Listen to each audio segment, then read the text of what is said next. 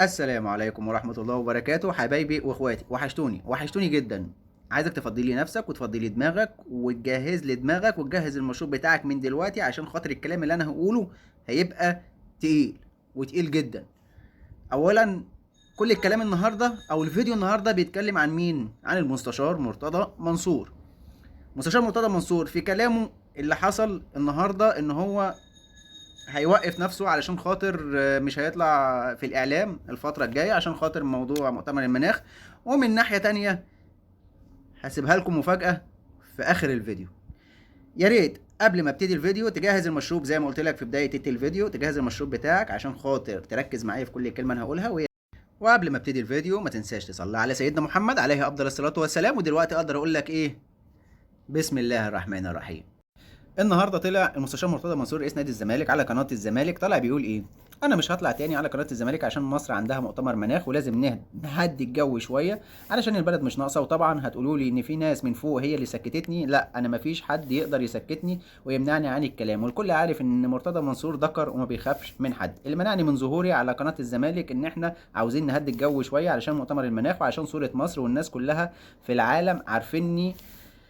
حتى رئيس امريكا جو بايدن يعني عارفني شخصيا. طبعا هتقولوا لي الراجل ده بيقول اي كلام وبيهرتل. انا بقول لكم رئيس امريكا عارفني شخصيا وعارف مين هو مرتضى منصور، وكمان رؤساء وملوك الدول العربية كلهم عارفيني، بالذات دول الخليج. مرتضى منصور بقى ماركة عالمية دلوقتي، الكل عارفه. انت فين يا خطيب من كل ده؟ انت بقى رئيس امريكا جو بايدن يعرفك او يسمع عنك؟ حتى انت اخرك كورة جلد كنت بتلعب بيها ومفيش حد يعرفك اصلا. انت بس بتاع الساعات. خدت 120 مليون من تركي آل الشيخ ومش عاوز ترجعهم. انت واخد ساعات ب50 مليون جنيه، ما ترجعهم؟ ولا انت عمال تسافر كل شوية من فرنسا لألمانيا لقطر للإمارات للسعودية؟ بتلف كتير ليه؟ بتدور على حد يديلك فلوس ولا ايه؟ الدولة هي اللي سايباك وعمالة تدعم فيك وتدعم في النادي الأهلي، وتجيب له استثمارات بالمليارات، وسايبين نادي الزمالك، نادي الوطنية والكرامة، النادي اللي عارف مصلحة البلد.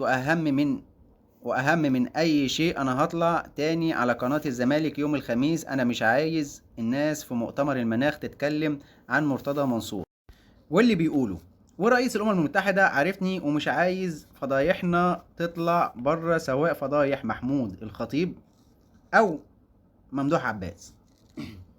أنا فعلا مش عارف ليه مستشار مرتضى منصور دايما لازم يطلع يتكلم، او لازم اي حاجه تحصل لازم يجيب فيها كابتن محمود الخطيب. طب انت او ممدوح عباس ماشي براحتك، عيش براحتك، والله احنا مش هنقول لك حاجه. وبعدين انت بتتكلم ان رئيس امريكا جو بايدن عارف مرتضى منصور؟ تقريبا صعب. متهيألي ان هي مستحيله، كمان مش صعبه، ده مستحيل من رابع المستحيلات كمان يعني. لا، وكمان طلع تقول انت يا محمود يا خطيب برضو جبت حوار الساعات وجبت حوار الفلوس بتاعه تركي آل الشيخ، اللي تركي آل الشيخ نفسه طلع بنفسه وقال ان كابتن محمود الخطيب سلم كل حاجة لصندوق تحيا مصر. زي ما قلتها قبل كده هقولها تاني، في ناس مش عايزة موضوع الساعات تطلع من كابتن محمود الخطيب، عايزاها تفضل لازقة فيه. فعلا عايزاها تفضل لازقة فيه، لانها مش هتلاقي حاجة تتكلم فيها غير الموضوع ده. ما لقيتش حاجة اصلا تتكلم فيها غير الموضوع ده. وبعدين هو جاي يتكلم في موضوع ان كابتن محمود الخطيب بيسافر من فرنسا لقطر للسعودية للامارات ده واحد مش عليه حكم. انت واحد محبوس هنا، محبوس جوه مصر، انت عليك حكم مش عايز تنفذه. عارف لو كنت اديت العدالة حقها كان زمانك دلوقتي بتروح في كل حتة. اه والله العظيم بتروح في كل حتة. يكفي ان الاهلي والزمالك اتقابلوا في كاس السوبر في الامارات.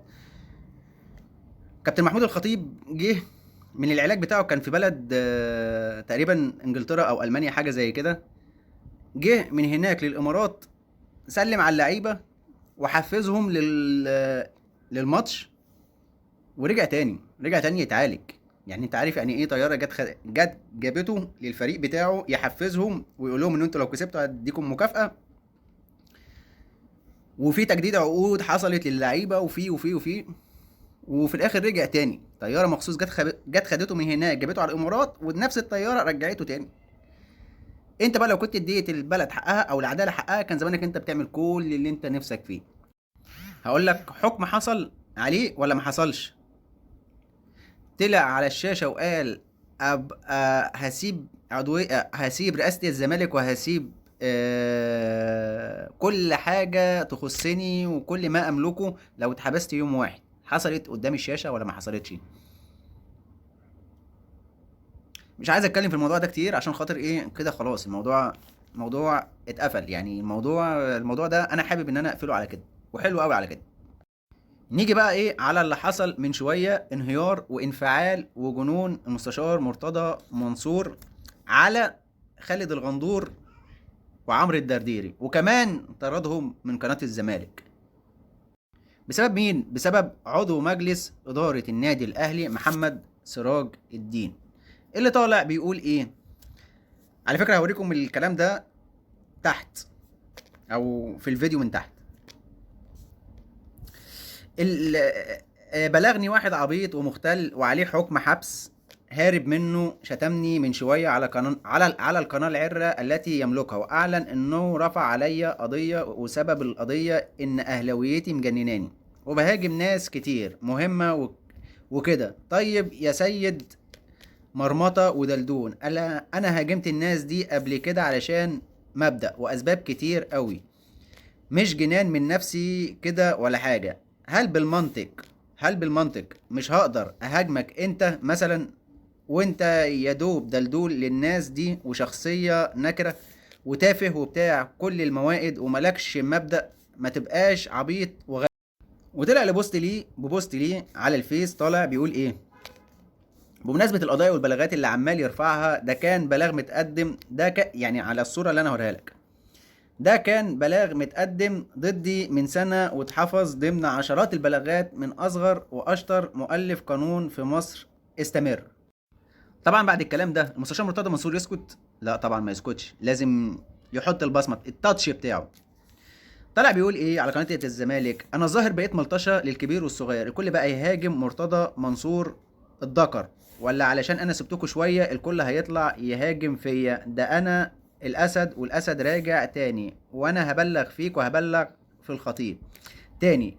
انتوا مش عاوزين مرتضى منصور علشان تهدموا نادي الزمالك وترجعوه لزمن الفوضى تاني، علشان مرتضى منصور هو اللي بيقف قدامكم وواخد 2 دوري وواخد كاس من الاهلي، وانتوا خايفين على الاهلي في افريقيا لا يقع مع الزمالك في نفس المجموعة. وانا بقول لكم انا نفسي نقابل الاهلي ان شاء الله في مجموعة واحدة في افريقيا، وهتشوفوا مين اللي هيطلع حصالة افريقيا. الزمالك مش هيبقى حصالة افريقيا السنة دي، الزمالك هو اللي هياخد كاس افريقيا. وانت يا عمرو يا درديري انت الظاهر نسيت نادي الزمالك ونسيت اللي عمله فيك مرتضى منصور اللي خلاك المتحدث الرسمي لنادي الزمالك ورئيس المنظومه الاعلاميه في النادي كله. بقيت زي القطه اما بتطلع في البرامج، ما بقيتش بتهاجم الخطيب زي الاول، ما انت بقيت زي الاول، ما انت خلاص بقيت مشهور وكل شويه طالع في برنامج انت وعلاء عزت الاهلاوي، واهم حاجه عندك الفلوس دلوقتي.